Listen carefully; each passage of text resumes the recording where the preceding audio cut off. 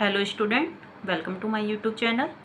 Last video में बेटा हमने बात करी थी पार्टनरशिप मीनिंग क्या है, उसके मेन फीचर्स क्या हैं। आज हम बात कर रहे हैं पार्टनरशिप डीड कि पार्टनरशिप डीड है क्या। इस टॉपिक के ऊपर हम बात करेंगे।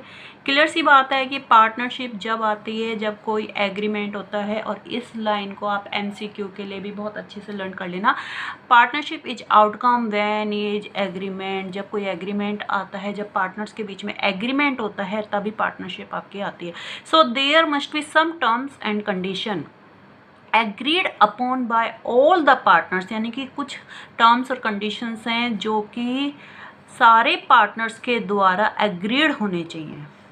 ये टर्म्स और कंडीशन में आइदर ओरल और रिटर्न, ये आपके रिटर्न भी हो सकते हैं और ओरल भी हो सकते हैं। लेकिन लॉ के अकॉर्डिंग अगर हम बात करें, law does not make it compulsory to have a written agreement. किसी भी कानून में ये नहीं लिखा हुआ है कि उसको रिटर्न में एग्रीमेंट होना आपका ज़रूरी है, लेकिन कंपलसरी है। लेकिन हम फिर भी उसको रिटर्न में क्यों बनाना सही समझते हैं? To avoid all misunderstanding and dispute in future, ताकि फ्यूचर में हमारे बीच में किसी भी प्रकार की मिसअंडरस्टैंडिंग नहीं हुआ है कि भाई आपकी इतनी सैलरी थी, आपका इतना प्रॉफिट शेयरिंग रेशो था, आपको इतनी कैपिटल लगानी थी, ऐसी कोई मिसअंडरस्टैंडिंग ना हो। इस वजह से सबसे बेस्ट वे तो हम यही कहेंगे कि रिटर्न एग्रीमेंट बहुत सही रहता है, जो साइन होने चाहिए, रजिस्टर होना चाहिए अंदर एक्ट। डेट मीन्स यदि हम बात करें तो a written agreement which contain the terms of agreements is called partnership deed. Yes, अगर आपसे कोई पूछे कि पार्टनरशिप डीड क्या है, partnership deed is not oral agreement, partnership deed is written agreement. जब कोई एग्रीमेंट रिटर्न में होता है उसी को हम पार्टनरशिप डीड कहते हैं, जिसमें सारी की सारी उस एग्रीमेंट के टर्म्स एंड कंडीशंस होते हैं। Also called articles of partnership, हम इसको क्या बोलते हैं?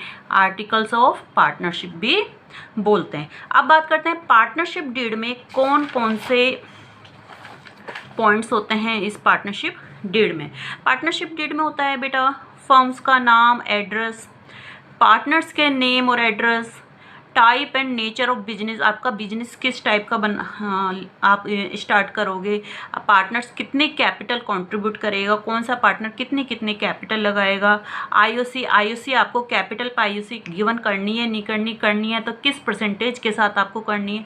ड्राइंग्स, एवरी पार्टनर अपने पर्सनल काम के लिए कितनी कितनी ड्राइंग्स को विड्रॉ करेगा, और यदि ड्राइंग्स विड्रॉ करता है तो उसके ऊपर आप आईओडी चार्ज करोगे नहीं करोगे। फर्म यदि आईओडी चार्ज करेगी तो कितनी परसेंटेज के साथ आईओडी चार्ज करेगी, आपका प्रॉफिट शेयरिंग रेशो क्या होगा, सैलरी एवरी पार्टनर्स की, हर पार्टनर्स की काम करने के बदले में आप कितनी कितनी सैलरी दोगे।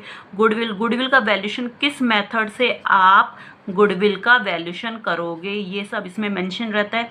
अकाउंटिंग पीरियड ऑफ फर्म कि आप 6 मंथ में अकाउंटिंग करोगे, आप अपने जो खाते बनाते हो या फिर आप ईयरली बनाओगे, तो ये सब चीज़ इसमें में ही मेंशन रहती है। उसके बाद है आपका method of recording firms account, किस मेथड से फर्म्स के अकाउंट को आप रिकॉर्ड करोगे। देन लास्ट 13 है आपका ऑडिटिंग मतलब कि आपको अपने बुक्स की ऑडिट करवाओगे तो जो ऑडिटर्स को आप किस मेथड से ऑडिटर्स को किस मेथड से आप अपॉइंट करोगे। इसके अलावा है इसमें date of commencement of partnership की, आपकी पार्टनरशिप की स्टार्टिंग की डेट आप क्या रखना चाहोगे। देन ड्यूरेशन ऑफ पार्टनरशिप की ड्यूरेशन क्या रहेगी, कितने टाइम तक के लिए होगा। बैंक अकाउंट कौन से बैंक में आप अकाउंट खोलोगे, और वो अकाउंट जो आप खोलोगे वो पार्टनर्स के नाम से होगा या फर्म के नाम से होगा, ये सारा हमारा इसमें मेंशन रहता है। Rules to be followed in case of admission of a partners, कि जब कोई नया पार्टनर आएगा तो आप कौन से रूल्स फॉलो करोगे। Rules to be followed while setting the account on retirement, जब कोई पार्टनर रिटायर होएगा तो आप किस तरीके से उसका पेमेंट करोगे। तो ये सारी की सारी बातें हमारी इस पार्टनरशिप डीड में मेंशन रहती है। तो सिंपल सी बात है बेटा, जब पार्टनरशिप डीड में सारी की सारी बात रिटर्न में रहेगी तो हमारी किसी भी तरीके का फ्यूचर में डिस्प्यूट होने की संभावना ही नहीं रहेगी। अब बात करते हैं कि इम्पोर्टेंस ऑफ पार्टनरशिप डीड, कि पार्टनरशिप डीड बनाने का मतलब फ़ायदा क्या है, क्या हम आप कह सकते हो।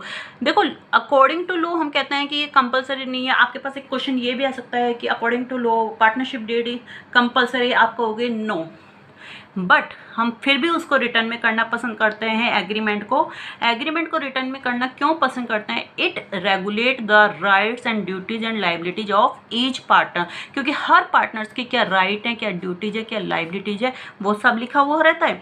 Then avoid any misunderstanding in future, किसी भी प्रकार का आपका फ्यूचर में कोई मिसअंडरस्टैंडिंग हो जाती है तो वो सबको आप दूर रहोगे। क्यों रहोगे? सिंपल सी बात है, जब आपके पास हर बात रिटर्न में है तो आपके पास कोई मिसअंडरस्टैंडिंग नहीं होगी। Dispute settle easily amongst the partner, simple सी बात है, पार्टनर्स के बीच में कोई भी बात हो जाती है, डिस्प्यूट हो जाते हैं, कोई मतभेद हो जाते हैं आपस में, तो वो आराम से ईजिली तरीके से सेटल्ड हो जाते हैं। तो आज का ये जो टॉपिक हो गया अपना पार्टनरशिप डीड। अब नेक्स्ट वीडियो में जो हम बात करेंगे कि जब पार्टनरशिप डीड एब्सेंट रहती है तो कौन से रूल्स फॉलो करते हैं। तो मिलते हैं अगली वीडियो में, तब तक के लिए गुड बाय।